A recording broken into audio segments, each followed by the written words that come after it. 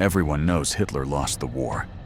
But what if I told you the real reasons had nothing to do with the battles you learned about in school? See, we all hear about D-Day, Stalingrad, and the Battle of Britain. Those are the big moments everyone points to. But there were decisions made years before those battles that guaranteed Germany would lose. Choices so stupid, so short-sighted, that even Hitler's own generals were shaking their heads in disbelief. And the craziest part? Most people have never even heard of these mistakes. They're buried in declassified documents, personal diaries, and testimony from generals who survived the war. These aren't just tactical errors on a battlefield. These are fundamental miscalculations that reveal how Hitler's own delusions and paranoia destroyed any chance Germany had at winning. By the end of this video, you'll understand why the war was actually lost before it even really began. And trust me, some of these decisions are so unbelievably dumb that you'll wonder how anyone took this guy seriously in the first place. So before we dive into these 10 massive screw-ups, we need to understand something important about Hitler's mindset. This guy wasn't just evil, he was also incredibly disconnected from reality. And that combination turned out to be absolutely catastrophic for Germany. Hitler believed in something called willpower over reality. Basically, he thought that if you wanted something badly enough, and if your racial ideology was superior enough, then facts and logistics didn't matter. You could just will yourself to victory. Sounds insane, right? Well, it was. And this belief system led to some of the most mind-bogglingly stupid decisions in military history. Now, a lot of these miscalculations were hidden for decades. After the war, German generals wrote memoirs where they basically blamed everything on Hitler to save their own reputations. And while Hitler definitely deserves a ton of blame, the truth is more complicated. Some of these mistakes were Hitler going directly against expert advice. Others were cases where his generals were too scared to tell him the truth. And a few were situations where everyone involved was so caught up in Nazi ideology that they couldn't see reality anymore. The other thing you need to know is that Hitler had this habit of making decisions based on gut feeling rather than intelligence reports. He would literally ignore detailed analyses from his intelligence services and go with whatever felt right to him in the moment. As you can imagine, this led to some spectacular failures. All right, let's get into the first miscalculation. And this one is so foundational that it basically doomed Germany from day one. Miscalculation 1, completely misreading Soviet industrial capacity. Here's what nobody talks about. In 1941, before invading the Soviet Union, Hitler and his economic advisors put together estimates of Soviet industrial production. They looked at how many tanks, planes, and guns the Soviets could make. And they got it catastrophically wrong. Hitler's economists estimated that the Soviet Union could produce maybe 3,000 tanks per year at most. They thought the Soviet economy was primitive, disorganized, and inefficient. And on the surface, they had reasons to think this. The Soviet Union had just gone through Stalin's purges, which killed off tons of experienced military leaders and factory managers. The Soviet performance in the Winter War against Finland in 1939 looked pretty bad. So German intelligence concluded that the USSR was a paper tiger. Here's the problem. The Soviet Union was actually producing over 11,000 tanks per year by 1942. Not 3,000, 11,000. And by 1943, that number jumped to 24,000 tanks per year. The Germans were off by a factor of 8. But it gets even worse. The German estimates for Soviet aircraft production were equally terrible. They thought the Soviets could maybe produce 10,000 planes per year. The actual number? Over 37,000 planes in 1942 alone. Why did they get this so wrong? Partly because Nazi ideology convinced them that Slavic people were inferior and couldn't possibly organize efficient industrial production. They genuinely believed that Soviet workers were too stupid and unmotivated to run modern factories. This racist assumption meant they dismissed intelligence reports that contradicted their beliefs. There's a documented meeting from March 1941 where a German economic analyst tried to warn that Soviet production capacity was being underestimated. Hitler literally interrupted him and said that numbers on paper didn't matter because the Soviet system would collapse once German troops crossed the border.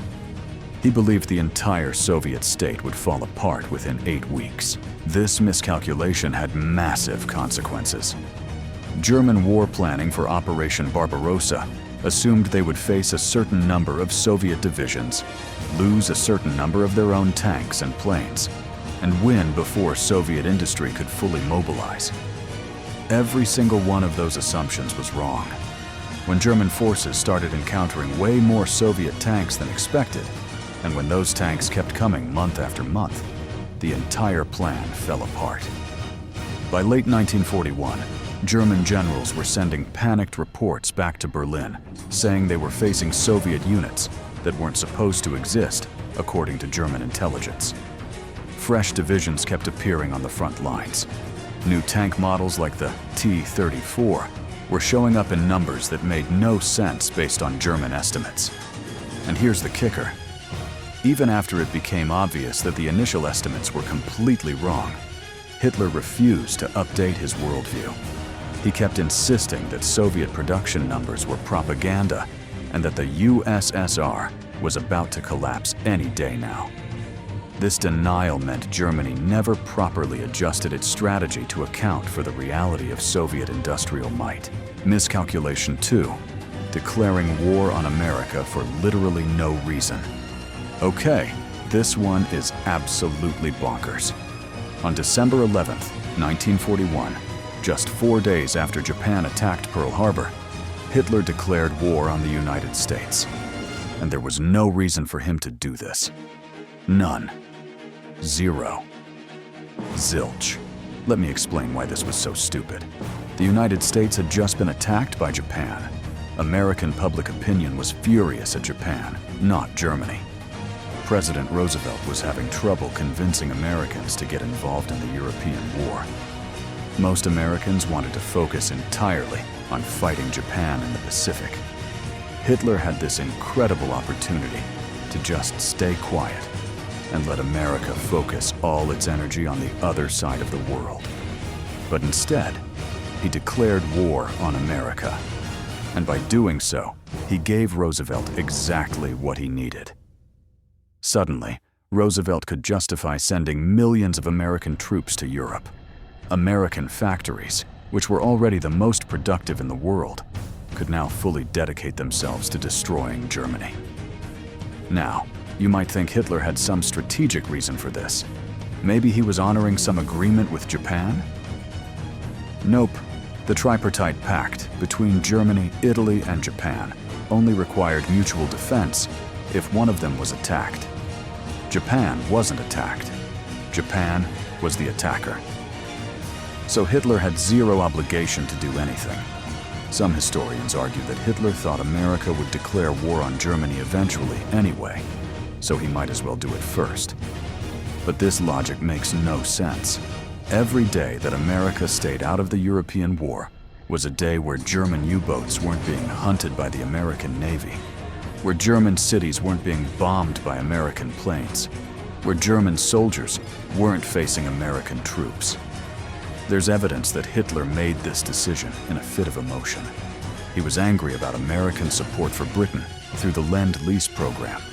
He was frustrated that American ships were helping escort convoys across the Atlantic. And in his mind, declaring war would somehow show American strength and resolve. In reality, it was possibly the single dumbest strategic decision of the entire war. Albert Speer, Hitler's armaments minister, later wrote that when he heard about the declaration of war on America, he immediately knew Germany would lose. He understood what American industrial capacity meant. America could outproduce Germany in every category: tanks, planes, ships, trucks, ammunition, everything. And now, all of that production would be aimed directly at destroying Germany. Within 2 years of Hitler's declaration, over 1 million American troops were fighting in Europe. American bombers were turning German cities into rubble. American factories were producing so many weapons that they were literally giving them away to other Allied nations because America had more than enough for itself. All of this could have been avoided if Hitler had just kept his mouth shut for a few more months. But his ego and his emotional decision-making led to one of history's greatest self-owns. Miscalculation number 3, the catastrophic fuel calculations. This is one of those mistakes that sounds technical and boring, but actually changed everything. Hitler invaded the Soviet Union while Germany was desperately short on oil. And when I say desperately short, I mean Germany was running out of fuel for its tanks and planes in the middle of active combat operations. Here's the situation. Germany had no significant domestic oil production. They were getting oil from Romania, some from Hungary, and producing synthetic fuel from coal at a bunch of factories. But all of this combined wasn't nearly enough to sustain a major war on multiple fronts. Before invading the Soviet Union, German economic planners calculated how much fuel they would need for the operation. They estimated that if they could capture the Soviet oil fields in the Caucasus region quickly, Germany would have all the fuel it needed.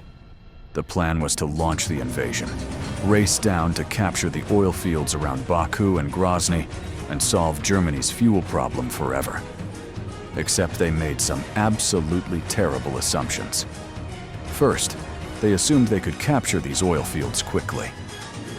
We're talking about oil fields that were over 1,000 miles from the German starting positions. Second, they assumed the oil fields would be captured intact. They somehow thought the Soviets would just leave these incredibly valuable strategic resources sitting there ready to use.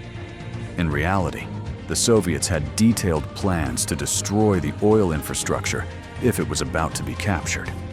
They did this successfully in multiple locations. Third, and this is the really stupid part, they didn't account for how much fuel they would use up getting to the oil fields in the first place. The German army in 1941 needed tens of thousands of gallons of fuel every single day just to keep moving. The trucks, the tanks, the planes, the motorcycles, all of it guzzled fuel constantly. By the time German forces got anywhere near the Caucasus in 1942, they had burned through so much fuel that they were running on empty. There are reports from the summer of 1942 where German tank divisions were literally stuck in place because they had no fuel. Tanks that were mechanically fine, with full ammunition loads, ready to fight. But they couldn't move because there was no gas. Meanwhile, Soviet forces were retreating, regrouping, and preparing counterattacks. The German High Command knew about this problem before the invasion even started. There are memos from early 1941 where military economists warned that the fuel situation was critical and that invading the Soviet Union without securing alternative fuel sources first was insane. Hitler's response was basically that they would capture Soviet fuel supplies quickly enough that it wouldn't matter. This miscalculation also affected German strategy in weird ways. One of the reasons Hitler was so obsessed with capturing Stalingrad was because it was a transportation hub for oil coming up from the Caucasus. He thought that by taking Stalingrad, he could cut off Soviet oil supplies and position German forces to grab the oil fields. But he got so fixated on Stalingrad that he poured resources into a brutal urban battle instead of actually going after the oil fields themselves. By 1944, Germany was in such desperate fuel shortages that new tank designs were being shelved because there was no point building tanks if you couldn't fuel them. The Luftwaffe was grounding entire squadrons of planes. German armor divisions were getting destroyed by Allied forces, partly because they couldn't maneuver properly due to fuel rationing. Miscalculation 4. Ignoring the intelligence about Allied invasion plans. This one makes me genuinely angry because of how avoidable it was. German intelligence actually figured out where the Allies were planning to invade France. They knew it was going to be Normandy. They had the information, and Hitler ignored it. In the months leading up to D-Day in June 1944, German intelligence services were picking up all sorts of signals about Allied invasion plans. They were intercepting communications, running spy networks, analyzing patterns of Allied bombing raids, tracking troop movements in England. And multiple intelligence reports concluded that the most likely invasion site was the Normandy coast. There was a German intelligence officer named Colonel Friedrich Adolf Krummacher who compiled a report in May 1944 that basically laid out the entire Allied plan. He identified Normandy as the primary target, predicted the approximate timing, and warned that the forces gathering in England were massive. His report went up the chain of command and eventually reached Hitler's headquarters. Hitler read it and decided it was wrong. Why? Because he had convinced himself that the invasion would come at Pas de Calais, which is the narrowest part of the English Channel. In Hitler's mind, this made logical sense. It was the shortest distance from England to France, so obviously that's where the Allies would attack. The Allies knew Hitler thought this way. They ran an entire fake operation called Operation Fort Miscalculation 5. The insane decision to split forces at Stalingrad and the Caucasus. All right, this is one where Hitler managed to turn a potential victory into a catastrophic defeat through sheer stubbornness. In the summer of 1942, Germany launched a major offensive in southern Russia called Case Blue. The goal was to capture the oil fields in the Caucasus that we talked about earlier. The plan made sense at first. German forces would drive south and east, cutting through Soviet defenses and grab the oil fields. If successful, it would solve Germany's fuel crisis and devastate the Soviet economy at the same time. The German generals were optimistic. Soviet forces in the south were in disarray after heavy losses in previous battles. But then, Hitler changed the plan. Mid-offensive, he decided that Germany should also capture Stalingrad at the same time. Now, Stalingrad was strategically important as a transportation hub, but it wasn't part of the original plan. And here's the key thing. Capturing Stalingrad and capturing the Caucasus oil fields required moving in two different directions. The forces would have to split. Hitler's generals tried to explain that this was a terrible idea. General Franz Holder, the chief of the Army General Staff, laid out why splitting the forces would weaken both operations. He explained that neither thrust would have enough strength to succeed if they divided their armies. Hitler fired him, just straight up, removed him from command for disagreeing. So Germany ended up fighting two massive battles at the same time, with forces that were now too weak to win either one decisively. The push toward the Caucasus oil fields stalled out because it didn't have enough units to break through Soviet defenses.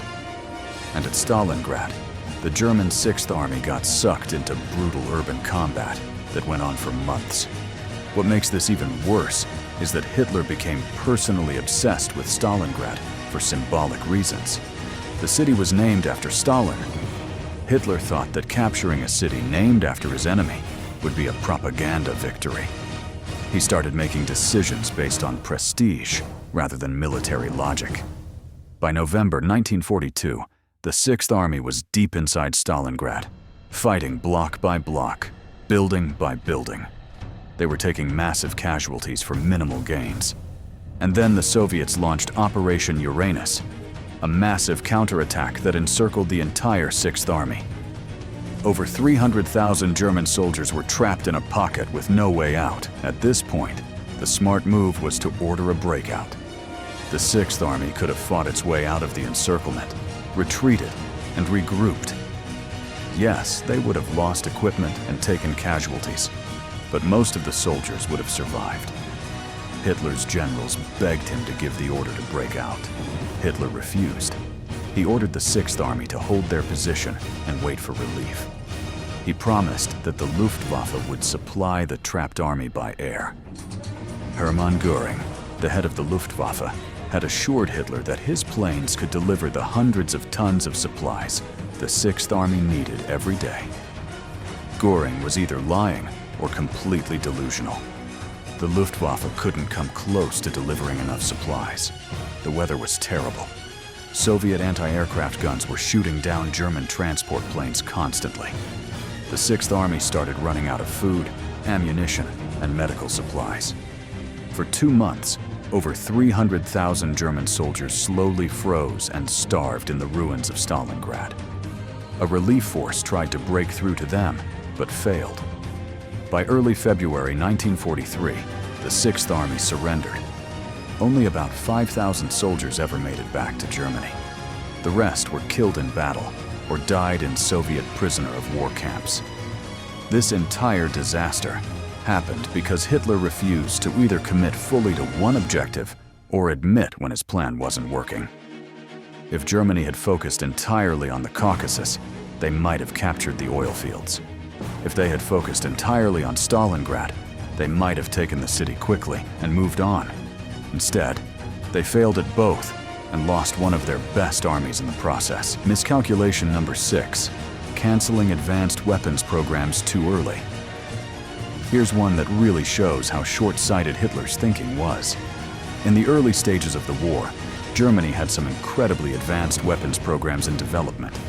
We're talking about jet aircraft, ballistic missiles, advanced tanks, new types of submarines. Some of this technology was years ahead of anything the Allies had. But in 1940 and 1941, Hitler ordered a bunch of these programs canceled or scaled way back. His reasoning was that the war would be over quickly, so there was no point investing in weapons that wouldn't be ready for years. He wanted all industrial capacity focused on building more of the weapons Germany already had. The Messerschmitt Me-262 is the perfect example. This was the world's first operational jet fighter. It was faster than any Allied plane by a huge margin. If Germany had gotten large numbers of these into service early in the war, they could have maintained air superiority way longer than they did. The Me-262 program started in 1938, but Hitler kept interfering with it. At one point, he demanded that it be redesigned as a bomber instead of a fighter, because he was obsessed with bombing raids on England. This delayed the program by over a year. Then he canceled funding for it in 1940 because he didn't think it would be needed. By the time Hitler realized that the war wasn't going to be over quickly and restarted advanced weapons programs, it was too late. The Me-262 didn't enter service until 1944, and only about 1,400 were ever built. If Hitler had kept the program running from the start, Germany could have had thousands of jet fighters by 1943.